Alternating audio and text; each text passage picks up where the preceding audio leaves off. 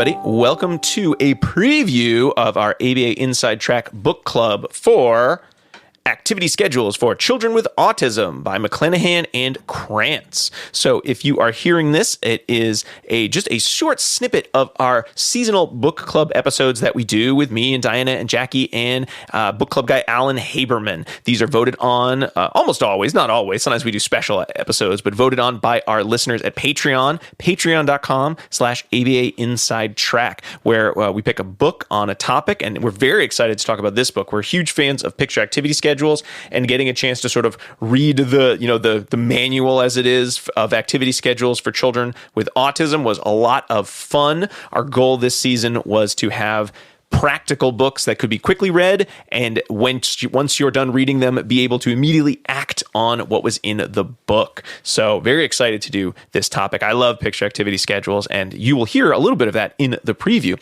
If you want to hear the whole 2-hour book club episode where we talk about things we liked about the book, as well as go through the book in pretty good detail, you're going to need to subscribe at the $10 level at patreon.com/ABA Inside Track. And the nice thing is you get that plus all our previous book clubs, upcoming book clubs, and 2 CEs for listening to the episode at no additional charge. So if you aren't sure about whether that is right for you, well, something to entice you to join us over there. We really appreciate it. If you just like this preview and that's good enough, we do release the full book clubs about a year later. So this will be sort of next spring 2025's free book club release. So you will eventually be able to hear it, but why wait, right?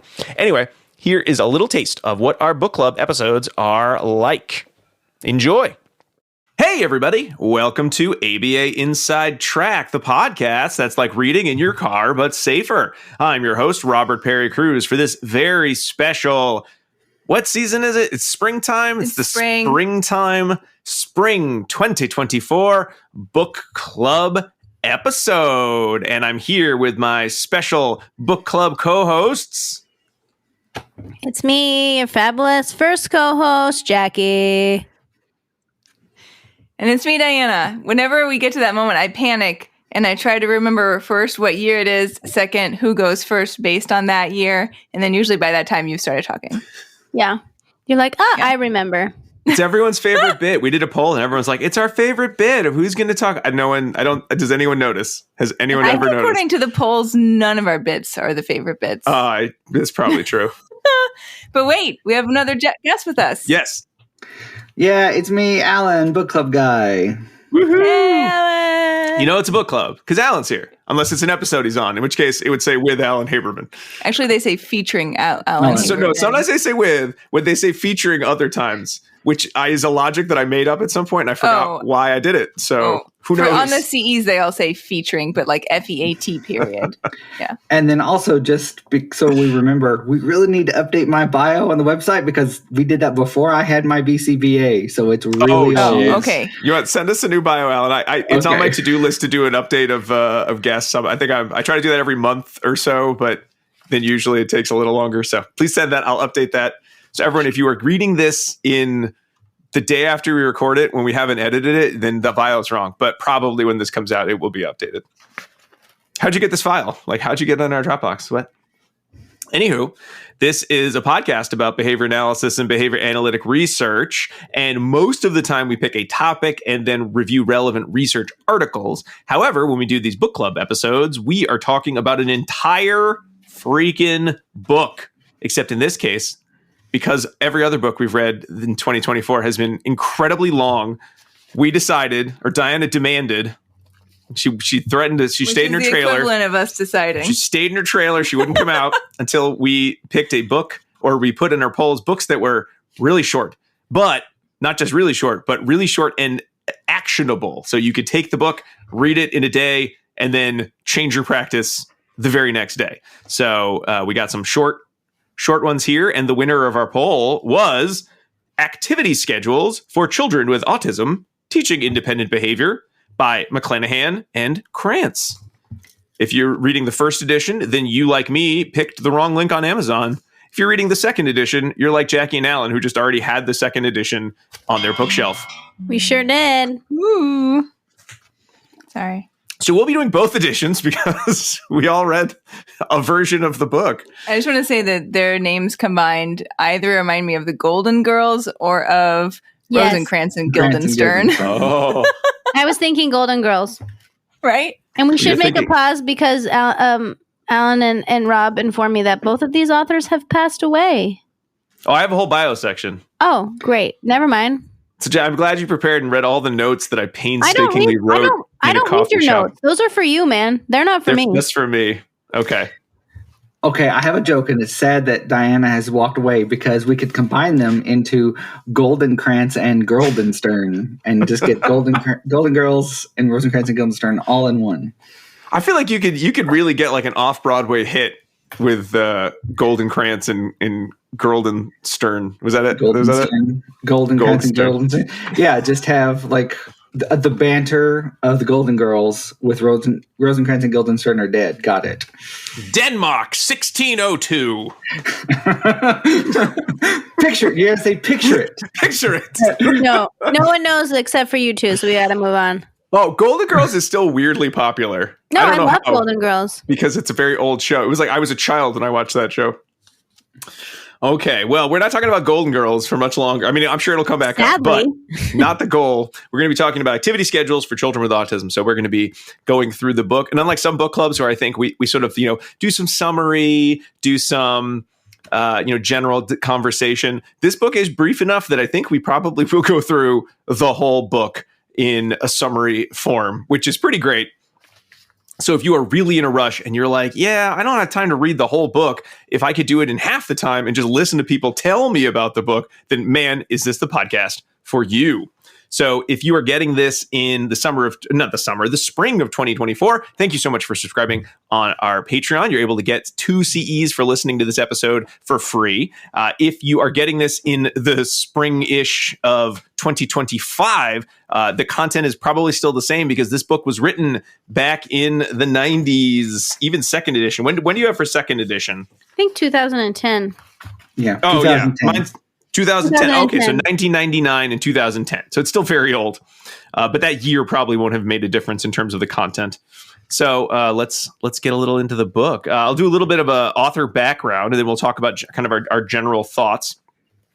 So Lynn McClannahan was born in 1940 in Iowa and went to Drake University and then Kansas, got her PhD at the University of Kansas. And Pat Krantz was born in 1941. They have very parallel careers, and then they worked together for 35 years, probably because it's a lot of similarities between them. So Patricia Krantz was born in Jackie and Diana situation. It's very much Jackie and Diana situation. We need to write a book, Diana. Together forever. This does feel like the kind of book the two of you might write together of like, we're just writing a no-nonsense book with the steps. There we go. So Pat Krantz was born in 1941, also in Iowa, and she earned her bachelor's degree and pretty much the same places as Lynn McClannahan, including her PhD at the University of Kansas. And then the two of them became the executive directors of the Princeton Child Development Institute in Princeton, New Jersey, which is a research and intervention program for children and adults with autism. And this is really where they did a lot of the work that you may have read that they published in the 90s on picture activity schedules, as well as they did work on fading and script fading for social interactions, which is the other book that they wrote, which kind of looks the same as these two books in terms of being kind of a smaller book. I think that's the one I read. I read one when I did an internship my junior year in undergrad, and I had a book that was like this with the same kind of crazy 90s Saved by the Bell looking cover. But I can't remember if it was picture activity schedules or it was the script fading book that they also wrote. There's a whole series of these topics in autism books that all have similar, as Alan put it, 90s-tastic covers on them. So like I have another one for reaching out, joining in. That's a good one. I have that one too. Colleagues on social skills is really good, but it looks very similar. So I remember the Language Master, so it's got. I feel like it's got to be Krantz McClannahan. You may have had the AAC one, which is one that I had also that was the same series. So you think I should have gone? A bunch of them. I should have gone and visited my mom and searched for this book, which I is somewhere in my old bedroom. So both of them worked together for 35 years. They both sadly passed away. Pat Pat Krantz died in 2020 and Lynn McClannahan in 2022. So pretty recent passings. But I think this book really captures, if you've read most of their kind of early mid-90s work on activity schedules, this really takes what was in those publications and fleshes it out with more action steps for parents and more for clinicians. So there's a little background on the book. Why don't we get into some general thoughts? I mean, what were people's kind of thoughts reading this book? I mean, it's hard to be too critical of a book that you can read in an afternoon and then say, oh, that's a fun review, or, oh, I forgot about that from the research, or, oh, I'm going to try that the next time I do an activity schedule. I want to go first. Okay. Then you can. Thank you. It is 2024. Yeah. There's a lot of things I love about this book. There are some things that if I was going to recommend a rewrite, I would change in the book, just due to the age of the things. Not the things that you were mentioning, Rob, but just like procedures that they mention, I would probably take out and add something different. But the things I love about the book is that I do feel that this book is technological in the biggest sense, right? Like if I wanted to make myself a picture schedule as a parent and never had seen one before, man, does this show it, tell it, and then I feel like I can do it, right? I can go to the store, I can get some Velcro dots. I actually remember getting Velcro dots when I was a behavior therapist, getting that construction paper, using those file protectors, right? Putting it in that binder. I remember doing that and remembering when I was a behavior therapist, how easy it was to make the schedule, right? I think sometimes people forget why we would use activity schedules. And I think this book does a really nice job of laying out all of the benefits of using an activity schedule. In a cohesive manner, right? I mean, it's not something that you would necessarily, you wouldn't have to use it at school, but I have seen it be so beneficial for parents, right? And so beneficial for providing structure in the home setting.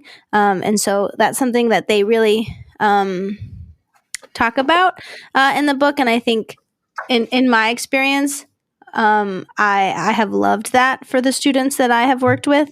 I also really appreciate the end chapters where they talk about the common problems that people have with picture activity schedules.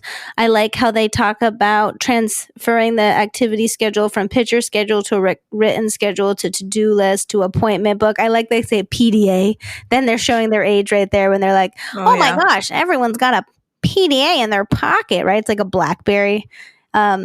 And now, like, it would have been like a personal Palm Pilot. It's like the personal data device. assistant. Personal data assistant. I knew Alan would know. Or Elisa. Even though he was like 9 years old then. But that's okay. He's like, he had one. I had them. I didn't have one. I knew you would. Or at least I had little like calculators and schedulers that looked like them because they also looked like maybe Star Trek tools and stuff like that. Yeah, so right? Like, the recorder. Yep.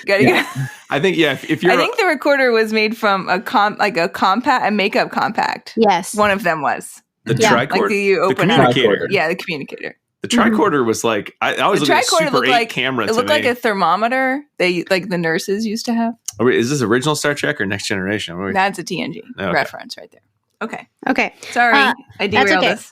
Another thing I really appreciate that I think people sometimes lose sight of when they're using activity schedules is that they should embed social interaction within the schedules.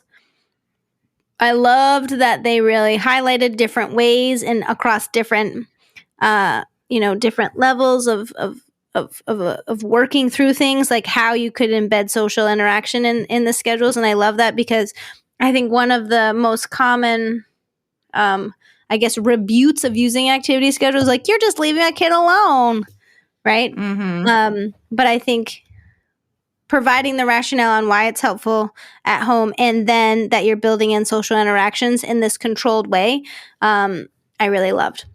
Do you want me to say the things that I would love to change, or do you want me to wait for each chapter? Let's wait. Wait. Then Alan, what are you? Okay, Alan, what do you think? Alan, what were your thoughts? I've had this book for a long time, started when I was in education. So as a teacher that was kind of just stepping into the pool, this was really helpful. And I think there are some things to appreciate that aren't as evident. Like they really talk about embedding in like choice and preference in the early use and like making like pairing basic. They don't ever, I don't think they say this explicitly, but pairing the idea of a picture activity schedule with reinforcement when like a learner is younger or first using them, so that it's about like implementing choice and also like just using them as like token systems. And like there's all sorts of different ways that they really emphasize like this should, for younger learners, be about reinforcement, not just about responsibility, which I think sometimes gets lost in our field. That like, oh, we want to teach them a picture schedule so that they can do all their work without having an adult standing over them. But they're children. Like still that need for social interaction and like social oversight makes sense. So I like that. I do like that they embed as much as they can, again, like some ideas of social validity. I don't think in 2010 that was necessarily quite on the forefront of everyone's mind, but they do talk about like, and remember the last step should always be the most reinforcing option that the kid has. And that, and then for like older children and things like that, that it should be used in a context of like really helping that person be independent so that they feel more confident in their job or in whatever task they're doing. It did also make me pull out the big purple book of just because it really reminded me. I know. I kept wondering why you had that out. Like you're like, oh, when I'm not talking, I'm going to read this off camera. I wasn't. You should tell everyone what he's holding. He's the Relational Frame Theory book by Hayes, Barnesholm, and Roche. Yeah, but it just reminded, because they talk about like sequencing and meaning and all these things, and it just really reminded me of some of the things in one of the chapters in, it's chapter 4 of the RFT book about like how you make meaning through like stories and metaphors. And it just made me think like, this is a really untapped part of RFT, is like, why do visual schedules seem to work better for certain like individuals, and why is that helpful? And there's not really a good account of that in RFT. So it just made me think and wonder, because that's what's on my brain right now. But I think it has a lot of like connections to that, about like picture activity schedules are more meaningful the more meaning that we build into them. So that's what made me think that. And yeah, no, I mean, like I said, when I was a teacher, it was a very helpful book. Yeah. Dana, how about you? This is a book that I had not read before, but what was interesting to me is I have implemented activity schedules for so long, and I was trained in like a location where clearly this book was the referent for it, because everything that I did and the way that I was trained to implement picture schedules came from this book and the research that was behind it. So although I agree with Jackie that there are updates that I would make to some of the training approaches listed in this book, I was just really grateful that the way I had been trained was not one of those, well, we're doing it this way just because that's the way that it's done type of approaches, but rather it was very clearly rooted in this literature, and we were taking like a play-by-play from this book in the way that we approach teaching picture schedules, including some of the perhaps lesser known elements included here, which I know that we're going to go all into, but things such as distance, fading, social components, uses of timer, fading from pictures to scheduled list, etc. Right? We did all of that. And so this is a great book that if you're like, gosh, I didn't get any of that type of training, you can 100% set up a data-based, evidence-based approach to picture schedules just by reading this book in an afternoon. I mean, I've always been hugely in the bag for picture activity schedules. I'm always shocked when I go into programs and, I talk about the idea of, how do the kids learn independent skills? And there's sort of a sense of like, oh, they don't, or we just tell them what to do. And then, they go do it sometimes. But you watch so many people, and I've even seen this over the years when I've trained picture activity schedules or trained individuals to use picture activity schedules with the students in their care. And they miss so many of just the basic principles that would go into why have these schedules. It's just over prompting, constantly telling the kid what to do. No, this toy goes here. This is how to play, trying to show them how to play with it while they're going, which again, there's a time and a place to show children how to play, but not in the interest of teaching them independence. And, then folks are always just bemoaning the fact that so many students turn out just waiting. They just wait all day, waiting for adults to tell them what to do next.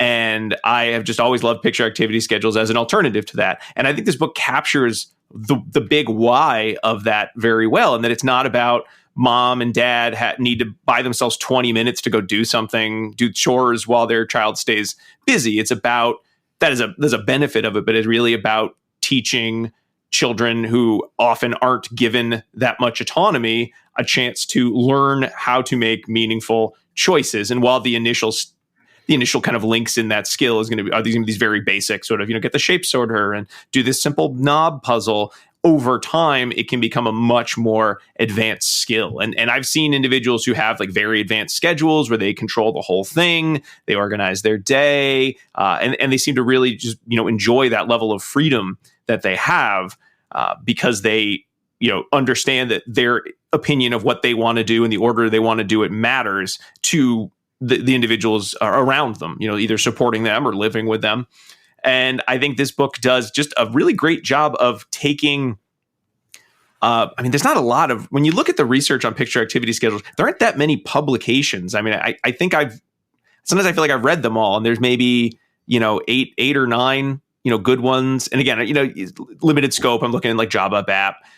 And they just don't get published on them as much. And you sort of wonder, is it just one of those technologies that while there are a few questions left, there's not that many, so nobody wants to publish on it anymore? Like they kind of answered them all. And you read this book, and other than a few updates to some of the procedures based on sort of how we've shifted practice to be more, more mindful of some of the procedures or some of the prompting in here, it's really like this was it. They solved the picture activity schedule problem back in the 90s, and then here's the final word on the subject. And there are a couple chapters where I definitely had some thoughts, and either research I'd read after this was published that added to the literature base. But really, it feels like if you were interested in doing a deep dive on picture activity schedule research, you could probably just read this book and you'd have gotten almost everything you need to know about it in a very readable and very understandable package that it doesn't shy away from any of like the technological terms. I think it tries to be very upfront with the skills that parents and caregivers will be using.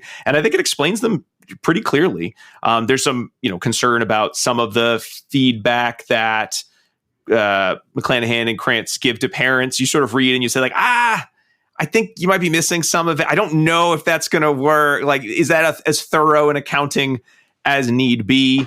But certainly nothing terrible, but some things might be missing a little bit there. But like as a parent, you could easily read this book and then bam, just go make a schedule, go buy the Velcro. Some good photo taking tips in here as well, even though iPhones and digital cameras were not readily easily accessible at the time. You remember, you and I have the first edition, I think, of this. So hopefully some of those are updated, because there was like many paragraphs devoted to how one should take pictures with your camera and then take it in to get the film developed. They updated that. That was updated.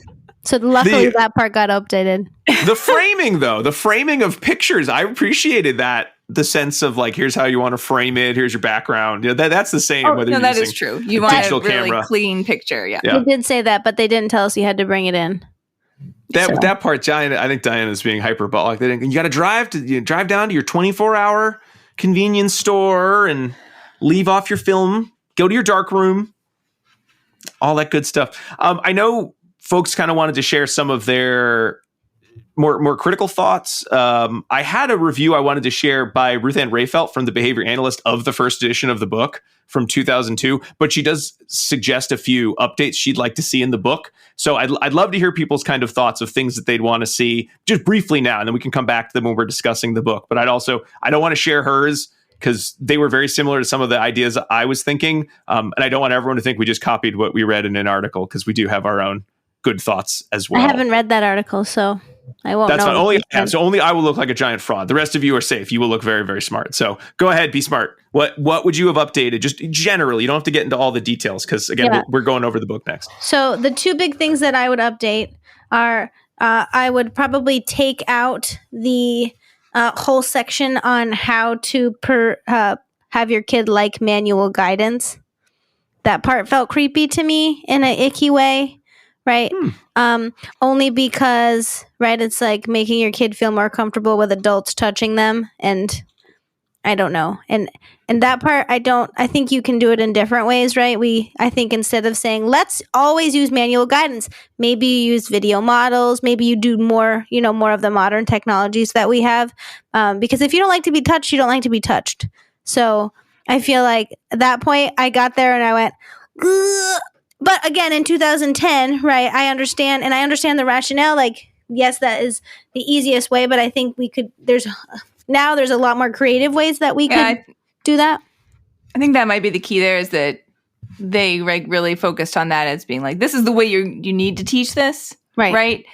And there may be times in which you do need to teach things via physical guidance, but that's why teaching imitation is so critical of a cusp skill, because once one can imitate, then you open up all the options as far as model prompting goes. But without that, you are super limited.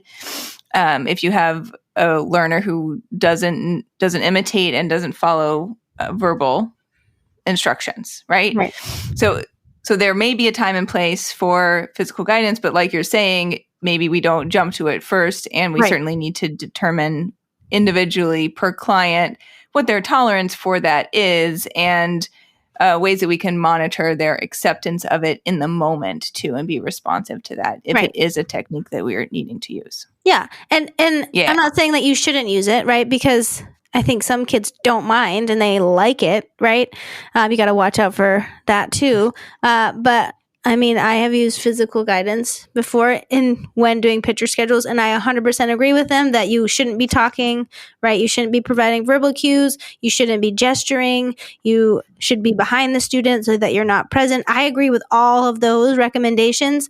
It's just like, if they hate manual guidance, let's train them to like it. That part I just think in an updated version, we would probably find different strategies that we could do first. Right. We would have a different conversation about it, right? And I think there's a context too.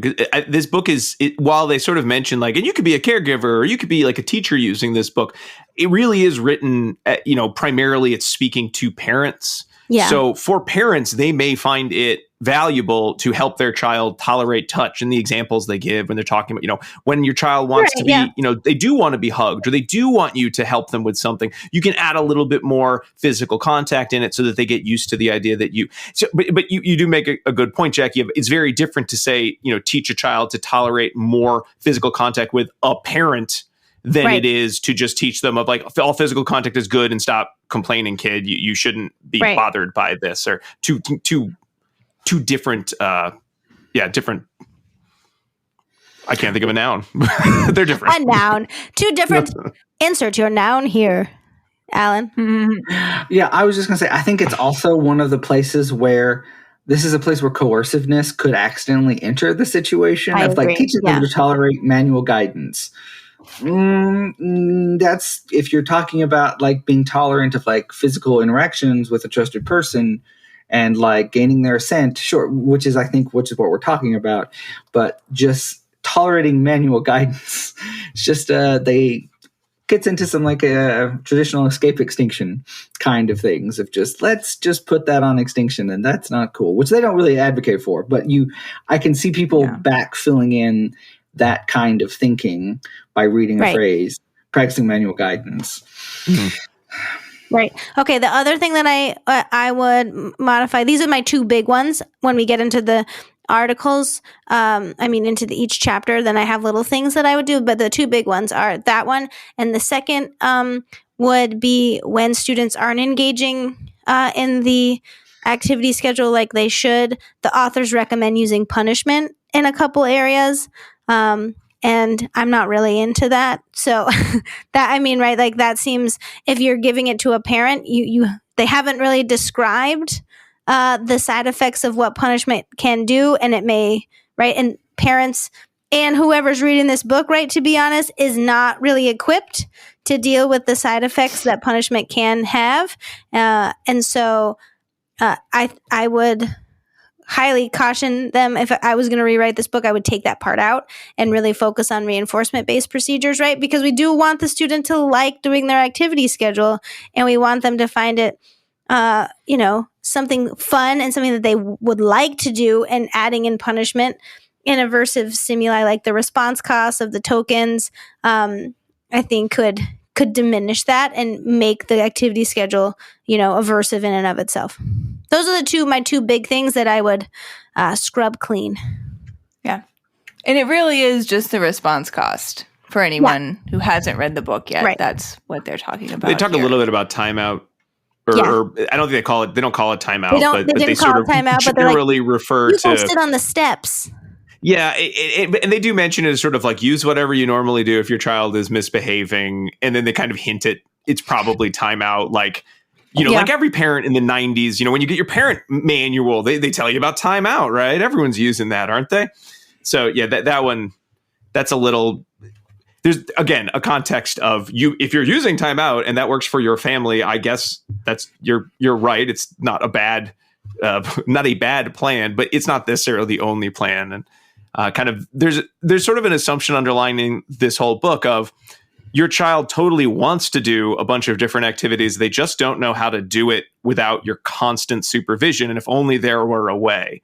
And sometimes they'll talk about the barriers to that. Maybe the child doesn't like some of the activities, or they're struggling with some of them. And usually, their suggestions are more about, well, find something they do like, rather than, well, make them do it because you want them to do the shape sorter, and damn it, they have to. They're required by law at their age. But yeah, there are a couple assumptions, I think, that are made about the audience of the book that I think lend themselves to not getting into as deep a conversation as we would want to nowadays. Talk about some of the procedures. Alan and Diana, any other criticisms before we get into the deep dive? Similar to Jackie, they also talk about adding in a lot of edible reinforcers and even just like popping them into their mouths as you go. Yeah, that. I didn't love it. I did that though. I'm going to say it. I've done that. I have been behind a child, like a young child doing an activity schedule, popped a Skittle right in their mouth. But every time I was like, is it going to go too far back? Am I going to choke them? And so, there are many reasons. I didn't love it. I didn't love doing that. Right. Yeah. And I think including a snack in your schedule is great. Yes. I love that because everybody loves snacks. Yes, for sure. But that other part, I did not love as much. And yeah, we have a whole episode dedicated to that topic, episode 238.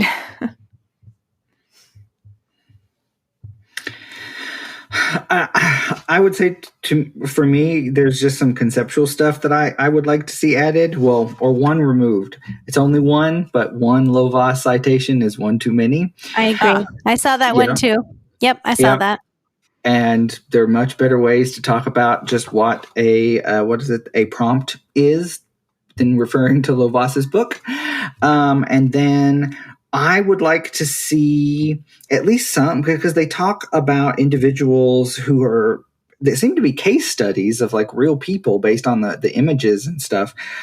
I'd like to see what they think about having learned to use these and what they like and don't like about having these, and getting some of that social validity from the people that are using these things for their benefit. So, and I would just say it's also interesting. I don't know if anyone caught it, but at least in our version of the book, the pictures come from Gdansk, Poland, and Istanbul, Turkey, some of them. So so they're, when you're talking about it being technological, I thought that was interesting, is like these things are being used in other countries across the world. So yeah. Oh, right. Well, last but not least, before we get into a deep dive, Ruth Ann Rehfeldt's review was overall positive. Her main criticisms were that she wanted a little bit more looking at older children's schedules, which I think the second edition does have sections on that. So I'm looking forward to hearing about that.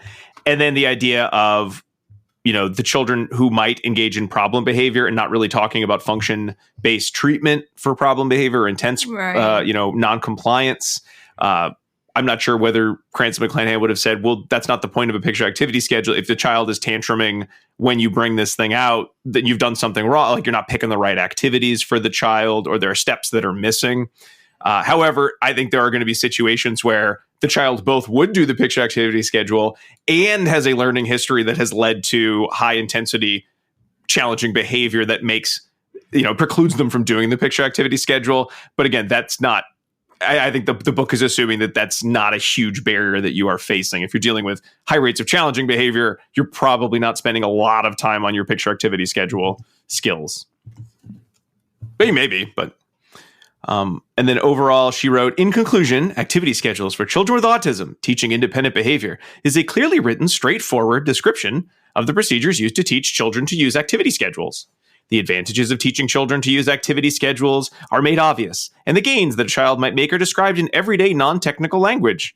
Although some readers may require additional information and professional support, most parents and teachers should be pleased with this book. And that's from the 2002 review. I always think it's funny when we're doing a book for book club, because I see so few sort of like articles that are book reviews in our journals, and you see them occasionally. And it's always fun to kind of highlight them. And so we caught that one. So if you're listening to this podcast, I know we do. I've been told there are some parents who enjoy listening to it, and certainly some behavior analysts who are parents who listen to it. But if you are mostly listening to this as a BCBA, you should be okay with reading this book and immediately implementing.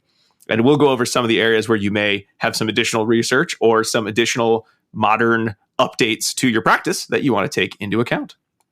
So let's take a little break. And then when we come back, we're going to do a deep dive into the chapters of activity schedules for children with autism. We'll be right back. Thank you so much for listening to our preview of our Spring 2024 Book Club Choice Activity Schedules for Children with Autism by McClannahan and Krantz. If you're interested in hearing the whole thing right now, you can go over to patreon.com/ABA Inside Track and subscribe at the $10 or more level. Some other reasons you might want to join beyond just getting the full 2-hour discussion of the book. It's like reading a book in your car, but safer, right? And 2 CEs just for subscribing for those book club episodes. You get all of our previous book club episodes, as well as access to a lot of new content this summer. We're going to be doing book club summer, where we have something related to book club episodes, I think almost every single month, looking at the production schedule. So if you weren't sure if this was a good time to join, trust me, it totally is. Patreon.com/ABA Inside Track. Well, we will be back with another book club later this summer, but we'll be back with regular episodes on our normal Wednesday time. But until next time, keep responding. Bye.